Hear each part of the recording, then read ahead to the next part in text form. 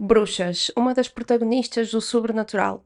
Quando falamos em bruxas, muitos de nós pensamos naquela figura tradicional de uma bruxa, uma mulher mais velha com uma verruga no nariz, o chapéu preto pontiagudo, acompanhada do seu caldeirão mágico e de um gato preto.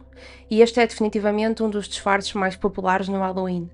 Mas a verdade é que a figura da bruxa já teve diferentes aspectos ao longo da história. O termo bruxa surgiu ainda antes da Idade Média e era utilizado para caracterizar aquelas mulheres que tinham capacidades e conhecimentos extra necessários para ajudar a sua comunidade em diversas coisas. Quer fosse saber quais eram as ervas medicinais para tratar alguma doença, como ajudar com partos, saber quais ervas medicinais indicar a mulheres que quisessem interromper a sua gravidez de forma voluntária e também saber como ajudar as pessoas a passar da vida à morte de forma mais confortável. No entanto, na altura da Idade Média, a figura da bruxa começou a ser associada a tudo aquilo de mau que acontecesse no mundo, ou tudo aquilo que não tivesse explicação. E nesta altura várias pessoas foram acusadas, julgadas e executadas por serem alegadamente bruxas. O número ao certo de pessoas que morreu devido a esta caça não é certo, mas estima-se que tenha chegado às centenas de milhares de pessoas, sendo que ali entre 80% a 90% destas pessoas eram mulheres. Esta é a história dos vários julgamentos de bruxas que aconteceram na Europa e na América do Norte, desde o século XV até o século XVIII.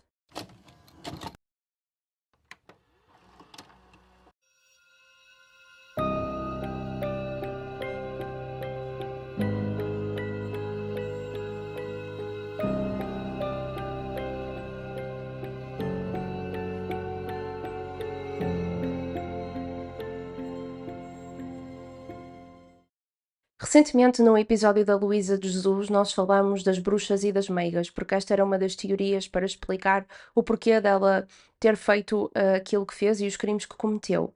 E eu fiquei muito fascinada, fiquei muito interessada no assunto, gostei mesmo muito de investigar aquela parte, porque apesar de eu ter uma vaga noção de como funcionavam as caças às bruxas, eu não tinha noção de o quão complexa a história era na verdade. Por este motivo, e também porque estamos na semana de Halloween, eu decidi dedicar um episódio inteiro às bruxas.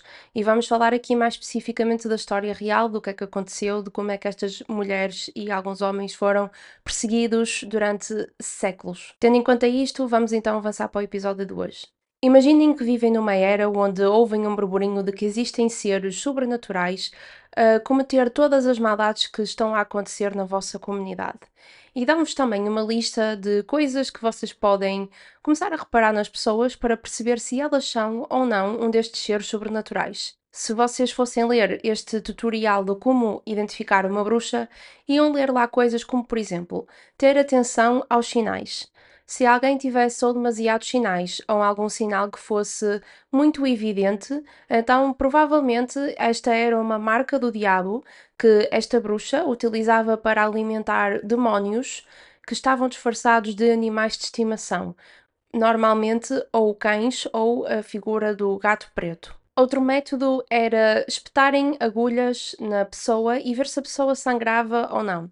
E os caçadores de bruxas começaram a carregar com eles um equipamento que servia precisamente a este propósito, só que o que depois ficou registado e nós agora temos acesso é que muitas vezes este equipamento estava modificado para que a agulha fosse para trás quando sentisse o contacto com a pele. Ou seja, na verdade, aquela agulha nunca estava a espetar ninguém, por isso nunca ninguém iria sangrar daquilo. Outro método que estaria na lista era o método das bruxas nadadoras. E este método basicamente defendia que quando uma bruxa entrava em contacto com água, então a água iria rejeitá-la, porque a bruxa tem o pacto com o diabo. Então o que é que as pessoas faziam? Basicamente pegavam no suspeito, amarravam uma corda à volta da sua cinta e atiravam-na para um corpo de água, como por exemplo um rio ou um lago, que tivesse sido previamente benzida com água benta. Depois de atirarem a pessoa lá para dentro, esperavam para ver se a pessoa flutuava ou se ia ao fundo. Se flutuasse, quer dizer que a pessoa era uma bruxa, porque a água estava a rejeitá-la. Se a pessoa fosse até ao fundo, quer dizer que a pessoa não era uma bruxa, porque a água a aceitava. Só que o que acontecia aqui muitas vezes é que as pessoas que estavam a testar esta teoria estavam sempre naquela de eu tenho a certeza que a pessoa vem acima. Então muitas vezes a pessoa já estava no fundo do rio ou do lago à espera que alguém a puxasse pela corda, e como as pessoas lá de fora estavam à espera que a pessoa flutuasse, nunca mais a puxavam para cima. Então o que acontecia aqui, infelizmente, é que muitas destas pessoas acabavam por morrer afogadas. Hoje em dia, com o avanço na ciência, o maior conhecimento do nosso corpo e da natureza, nós conseguimos perceber que nenhuma destas coisas na verdade faz sentido. Primeiro, vamos falar do óbvio, não é? Um mecanismo onde a agulha vai para trás em contacto com a pele, obviamente nunca vai picar ninguém. Mas isto era já uma forma que eles tinham na altura, os caçadores das bruxas, de poderem incriminar quem quisessem, sem as pessoas saberem. Mas falando das outras coisas, os sinais. Hoje em dia nós sabemos que é perfeitamente normal, há pessoas que têm mais sinais, há pessoas que têm sinais diferentes, até se calhar eram problemas de cancro da pele, melanomas ou carcinomas ou o que fosse, e na altura ninguém sabia o que eram essas coisas, então classificavam a pessoa como bruxa.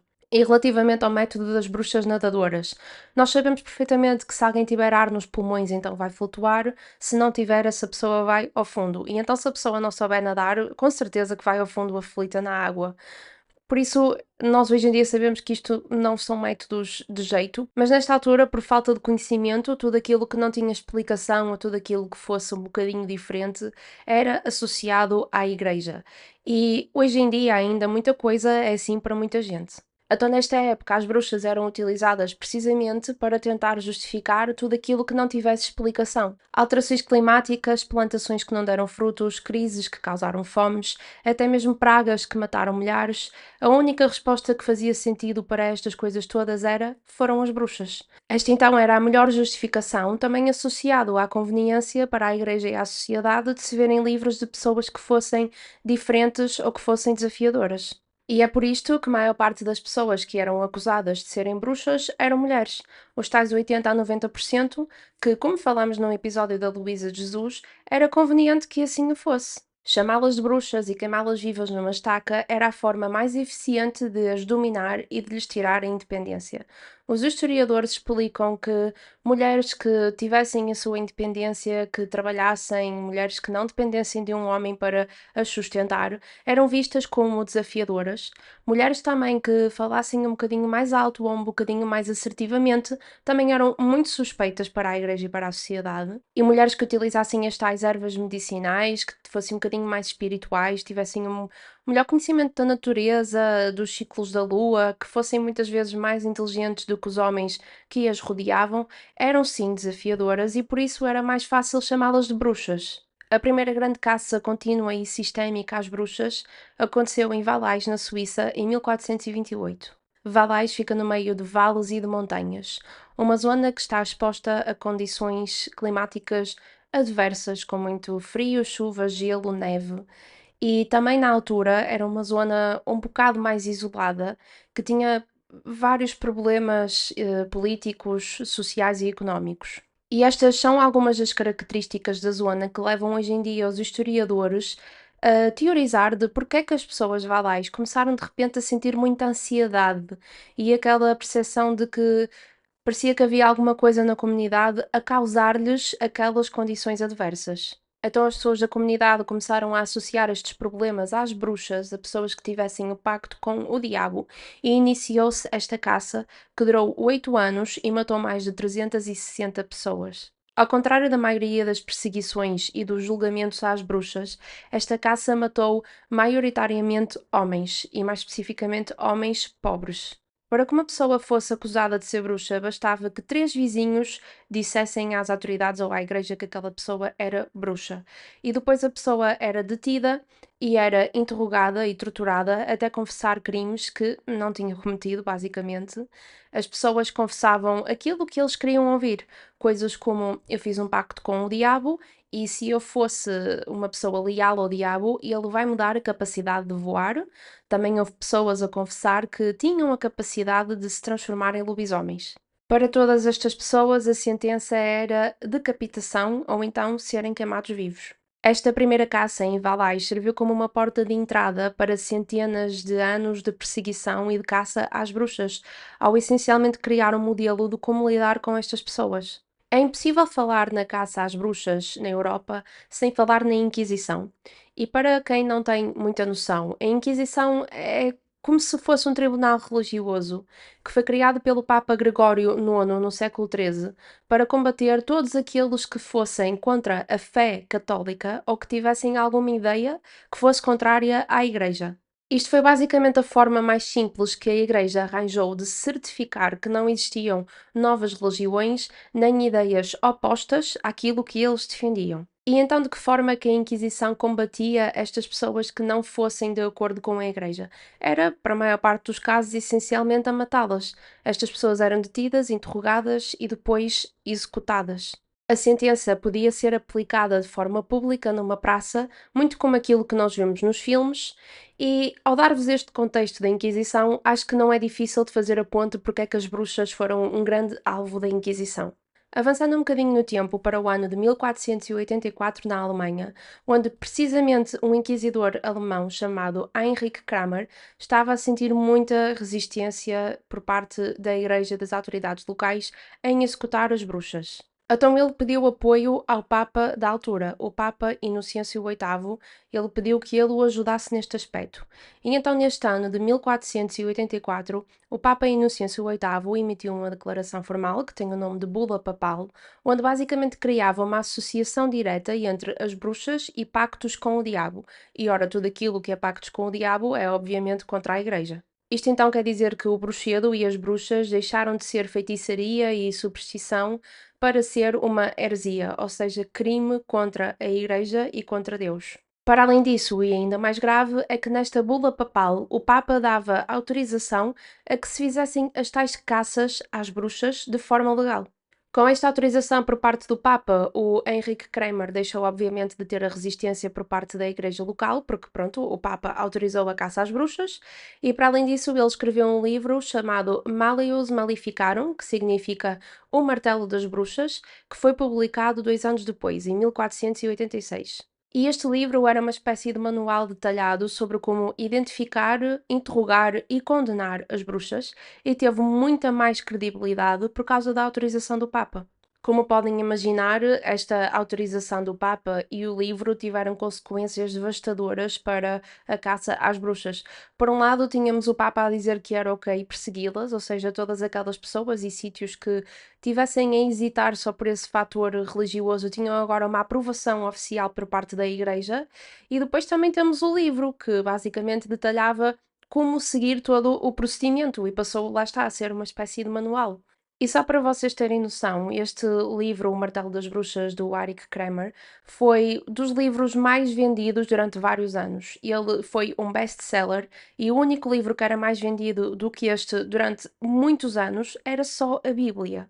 E uma coisa super importante a apontar aqui é que o livro reforçava a misoginia, basicamente a indicar que as mulheres eram mais fracas de corpo e de espírito e que eram mais carnais e que por isso tinham mais facilidade a fazer os tais pactos com o diabo. A caça às bruxas aconteceu maioritariamente em países como a Alemanha, a França, a Suíça, a Holanda e a Bélgica, e era menos comum em países como Portugal, Espanha e Itália, que apesar de também serem países católicos, focavam-se em perseguir e condenar todos aqueles que fossem contra a Igreja e não necessariamente só as bruxas. Ao longo dos anos seguintes foram acontecendo muitas caças e muitos julgamentos para as bruxas. Eu não consigo falar de todos neste episódio porque são mesmo muitos. Esta foi uma situação mesmo muito devastadora para a Europa na altura. Muita gente morreu.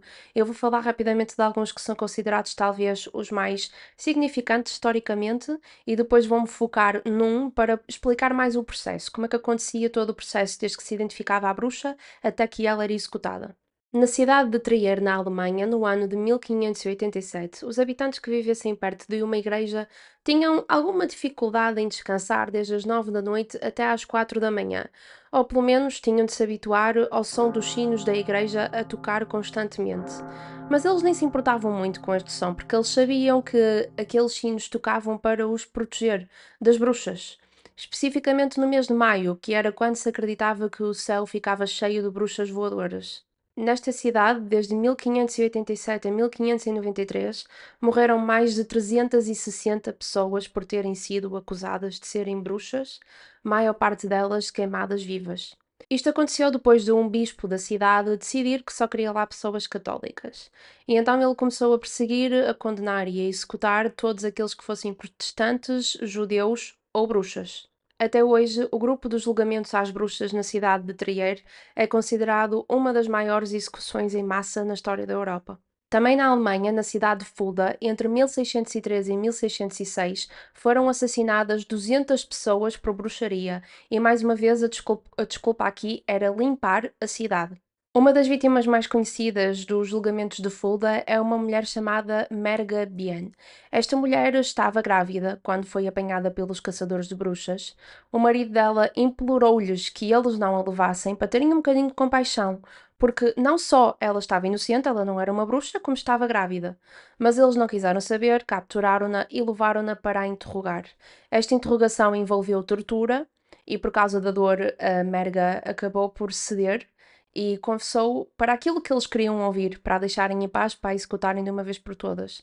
Ela disse que tinha encontros com o diabo, disse que já tinha assassinado pessoas em nome do diabo e disse, que era aquilo que eles queriam ouvir, que o bebê que ela tinha na barriga era fruto de relações sexuais que ela teve com o diabo, ou seja, aquele bebê era filho do diabo. E por causa disto, eles executaram-na, eles queimaram-na viva na estaca. Vamos sair da Alemanha e vamos para a cidade de Logronho, na Espanha. Nesta altura, a Inquisição Espanhola andava por todo o território espanhol a basicamente deter e julgar todos aqueles que fossem contra a Igreja, as bruxas inclusive, e no ano de 1609 eles chegaram à cidade de Logronho. O número de vítimas nesta cidade foi baixo, a comparar com o número de vítimas que temos vindo a falar até agora, noutros julgamentos, foi ali mais ou menos 10 a 12 pessoas.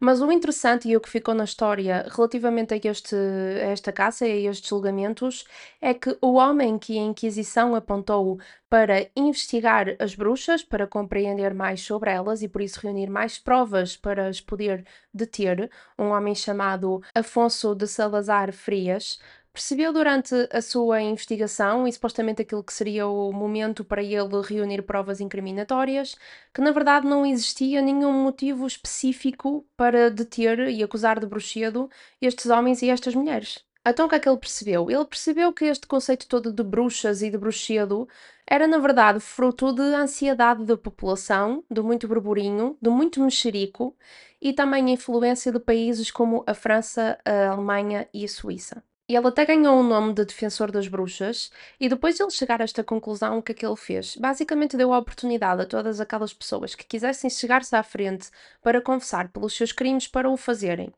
E então cerca de 2.000 pessoas confessaram para Bruxedo e ele perdoou todas estas pessoas, ou seja, ninguém mais morreu por causa desta situação. E é muito curioso apontar aqui que a maioria destas pessoas que confessaram, destas 2.000 pessoas, eram crianças dos 7 aos 14 anos. Para além de Espanha, Portugal e Itália também lidaram com esta situação toda das bruxas de forma um bocadinho mais cética, ao compreenderem que era fruto da ansiedade da população e uma necessidade de terem alguém a quem apontar o dedo, e não tanto por causa de acontecer mesmo o bruxedo em si.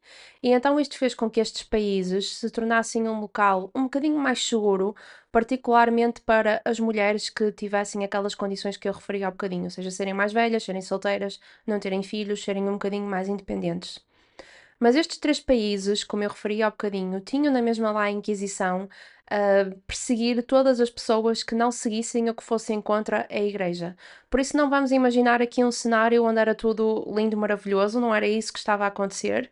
E eles não andavam atrás especificamente das bruxas, mas andavam na mesma atrás de toda a gente que fosse contra a igreja, ok? Não imaginem tipo uma coisa perfeita. Vamos então agora detalhar como é que funcionavam estas caças e julgamentos e tortura, a dar o exemplo de um dos casos mais devastadores na altura na Europa, os julgamentos de Bamberg. Bamberg é uma cidade que fica na Alemanha, onde o acontecimento histórico mais marcante é precisamente esta caça às bruxas, e é também uma cidade mais pequena, quando comparado, por exemplo, a Nuremberg, uma cidade que fica mais ou menos a 1 hora de distância.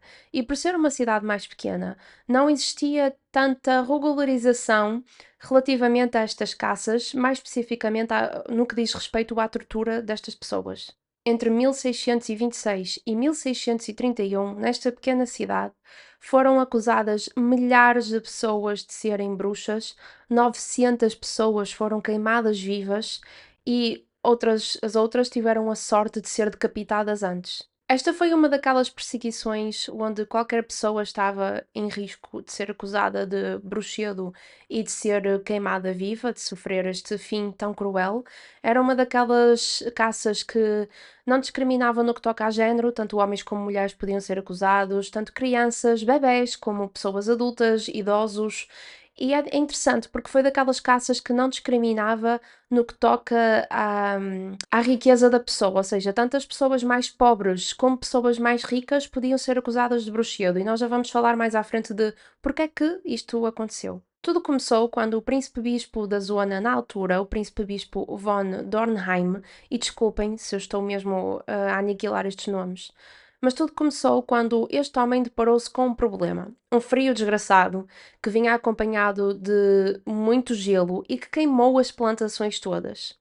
A população ficou muito revoltada, começou a fazer perguntas: o que é que nós vamos comer agora? O que é que vais fazer relativamente a este assunto? E então ele arranjou uma solução muito simples: culpar as bruxas. As bruxas foram definitivamente um bode expiatório para este homem, e ele disse que foram elas que trouxeram aquele gelo, que destruíram as plantações todas, que basicamente estavam a causar todos os problemas na cidade de Bamberg. E a partir desta teoria inicial, ele juntou o útil ao agradável, porque sempre que alguém era acusado de bruxedo, este príncipe-bispo ficava com os seus terrenos, com as suas propriedades, bem materiais, ficava com tudo. E então por isso é que esta caça era daquelas que não discriminava relativamente à riqueza da pessoa. Às vezes ia fazendo jeito ao príncipe-bispo que a bruxa fosse rica. Começou então uma caça da época à bruxa, que infelizmente nesta terra durou 5 anos, e o príncipe-bispo mandou construir de propósito um edifício para onde estas pessoas eram levadas para serem interrogadas e executadas. O nome do edifício era Drudenhaus, que traduzido significa literalmente a prisão das bruxas. E era aqui que a bruxa ficava todo o percurso, desde o momento que era acusada até o momento em que era executada, e era quase que garantido, uma pessoa sabia que quando era acusada de bruxedo e fosse levada para esta casa, então a pessoa já não ia sair com vida. Nesta prisão cabiam entre 30 a 40 pessoas e existiam salas específicas para cada função, ou seja, existiam salas onde a pessoa aguardava a interrogação, depois existiam salas para as interrogações e tortura, e existiam depois também o local onde as pessoas acabavam por ser executadas. O príncipe-bispo contratou o staff a tempo inteiro para basicamente o processo nunca ser interrompido, para poderem interrogar e executar bruxas quase que 24 horas por dia. Para além disso, ele também arranjou equipamento de tortura de última geração. Como eu referi há bocado, por ser uma cidade mais pequena com pouca regularização, o príncipe-bispo von Dornheim fazia basicamente aquilo que lhe apetecia.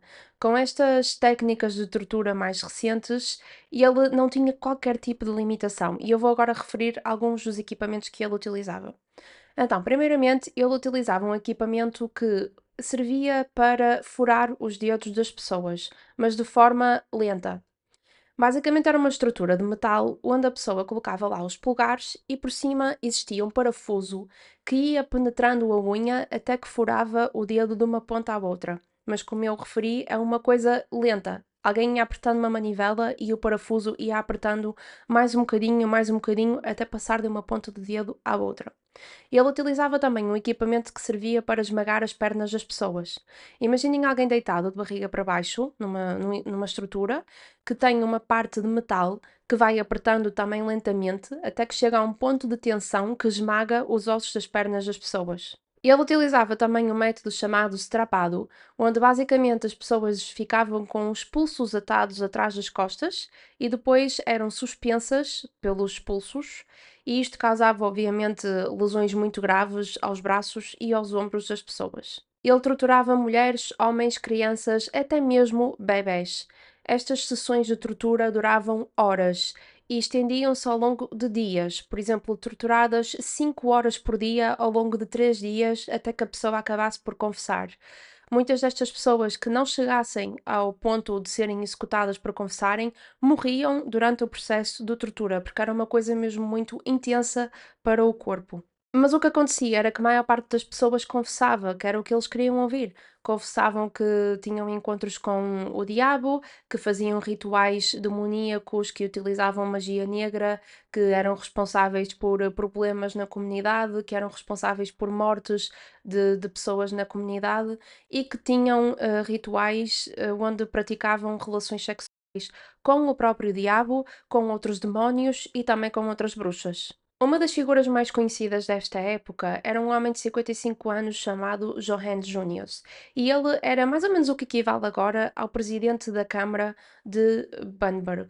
Ele era uma pessoa que a comunidade gostava dele, ele era considerado justo e amigável e tinha feito já muita coisa boa por Bamberg. No entanto, 6 pessoas que ele considerava grandes amigos denunciaram-no como sendo bruxo.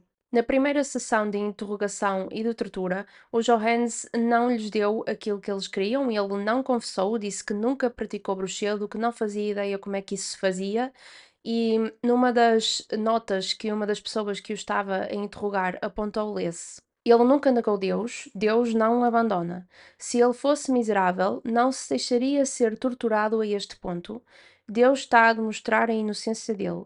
Ele sabe nada sobre bruxedos. No entanto, ele não foi libertado, porque uma pessoa, quando era levada para esta prisão, a ideia não era que ela pudesse sair em liberdade, ainda para mais uma figura assim mais pública como ele, que com certeza que o príncipe bispo tinha aqui interesses em que ele fosse executado, e então ele foi lá mantido para ser torturado novamente ao longo de vários dias.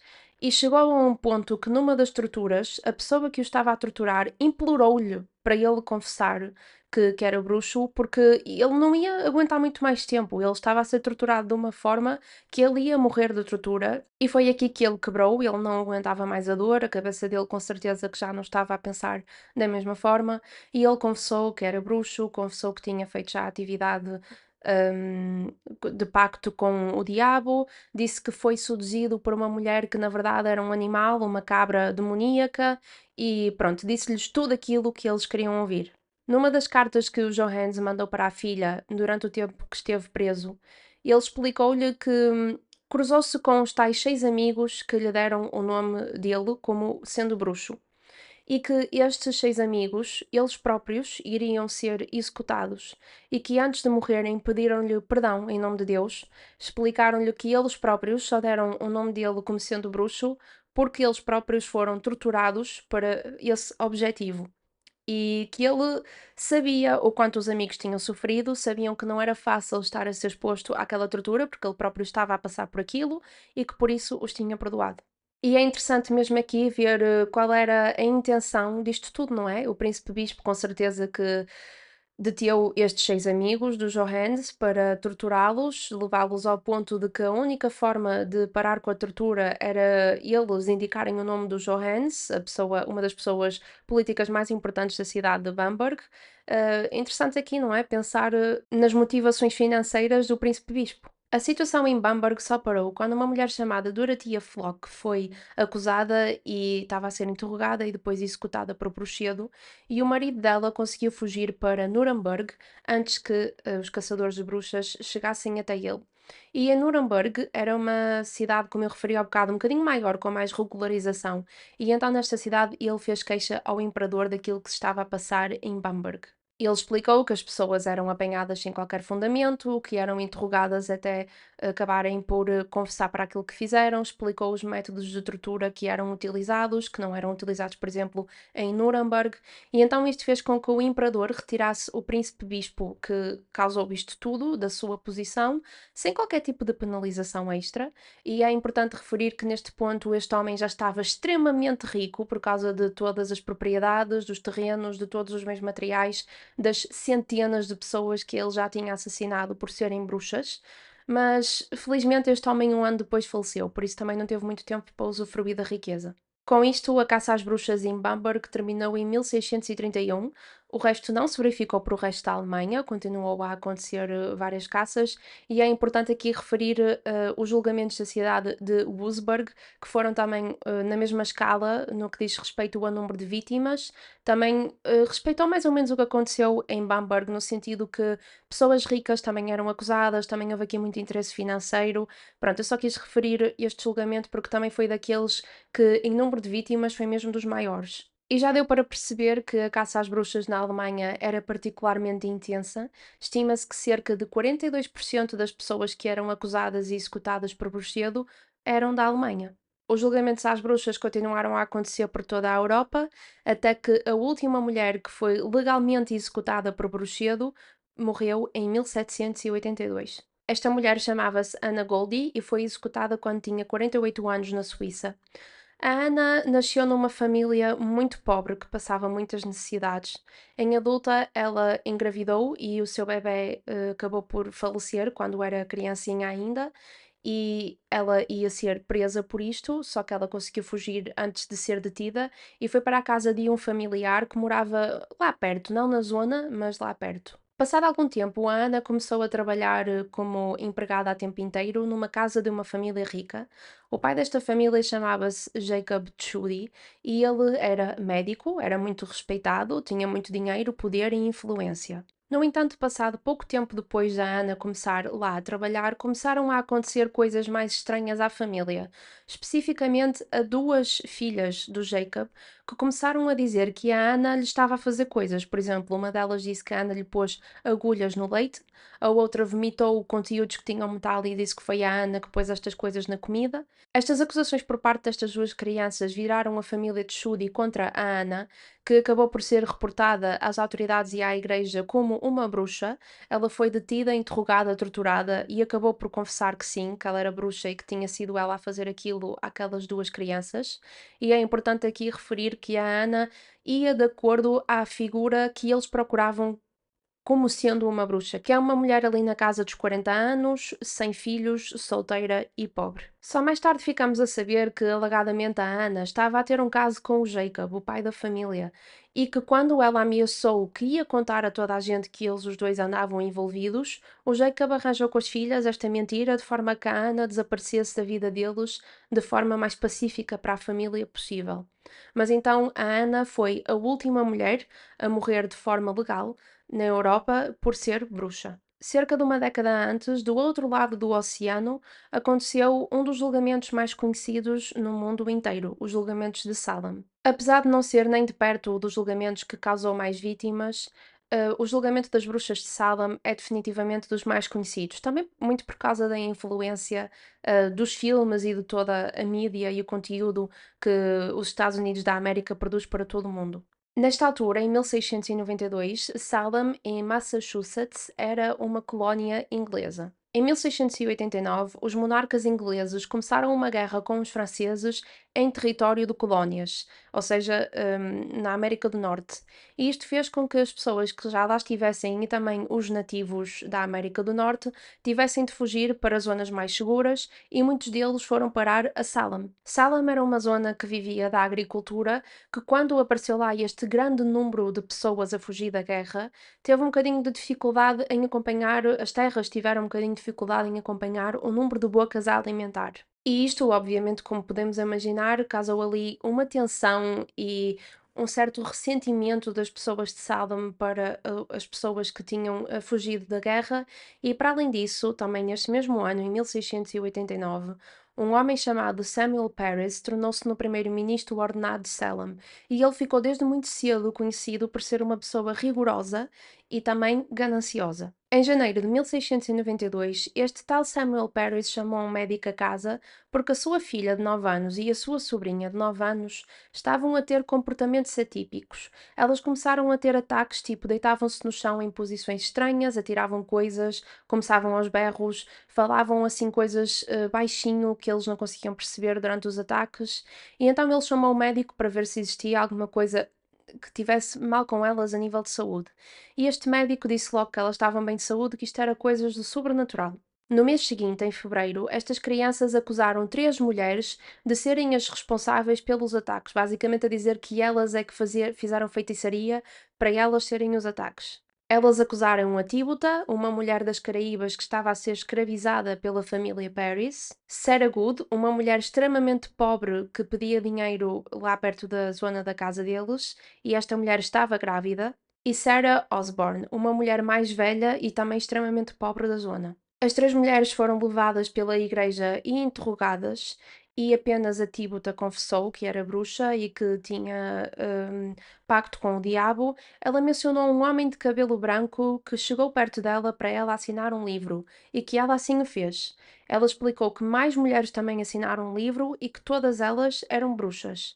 E ela incriminou a Sarah Good e a Sarah Osborne a dizer que elas as duas eram bruxas. E ela fez isto porque lhe disseram que se ela assim o fizesse, ela sairia em liberdade.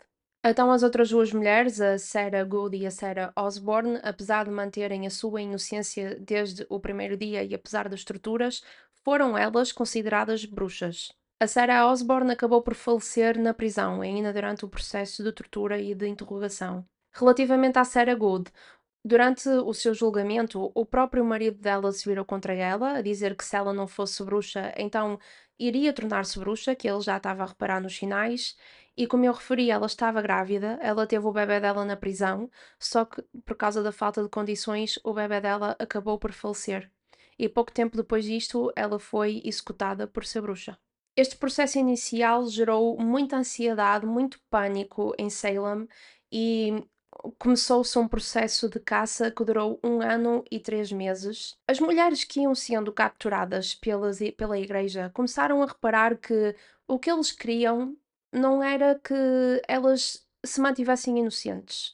O que eles queriam era que elas confessassem que elas eram bruxas e que lhes dissessem: olhem, e já agora mais estas 5 mulheres também são bruxas. Que foi precisamente aquilo que a Tíbota percebeu e aquilo que ela fez. Elas perceberam que a igreja preferia que elas dissessem: olhem, eu sou bruxa, desculpem, eu prometo que eu nunca mais faço bruxedo e estas três mulheres são bruxas, por isso vão interrogá-las agora a elas. Do que a mulher estar ali a insistir: e eu não sou bruxa, e eu não sou bruxa, e eu não sou bruxa, sempre a manterem a sua inocência, eram estas as mulheres que acabavam por ser enforcadas. E as pessoas que tentassem falar a dizer: olhem, não está a fazer muito sentido o que vocês estão a fazer, parece que vocês nem sequer estão atrás das bruxas, estão só atrás de pessoas a quem apontar o dedo só porque sim.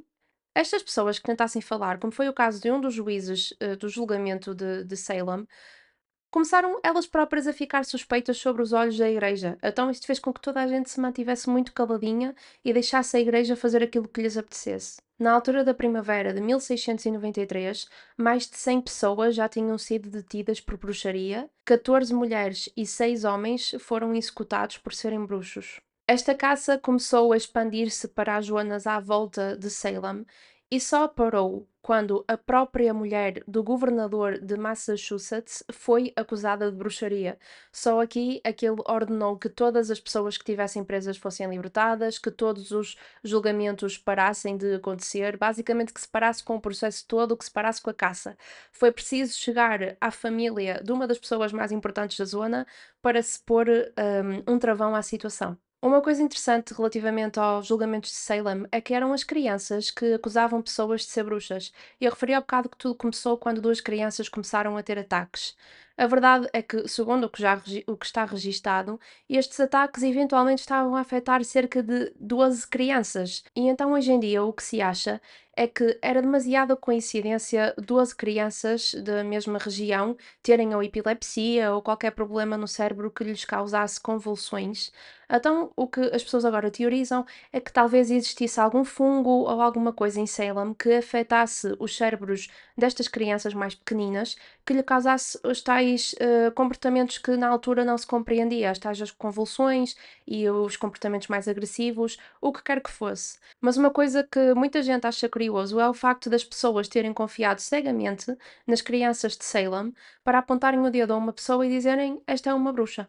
É sempre interessante ver como é que o ser humano fica tão desconfortável com não ter respostas a alguma coisa, não ter o conhecimento total sobre alguma coisa. E mesmo na altura, a questão dos sinais. Não se compreendia porque é que alguém tinha muitos sinais. Então iam procurar as respostas à igreja. É também interessante ver como é que a figura da bruxa se tornou num dos símbolos modernos de feminismo. Aquela ideia da mulher que não tinha necessariamente a família tradicional, que era mais velha e que não tinha filhos.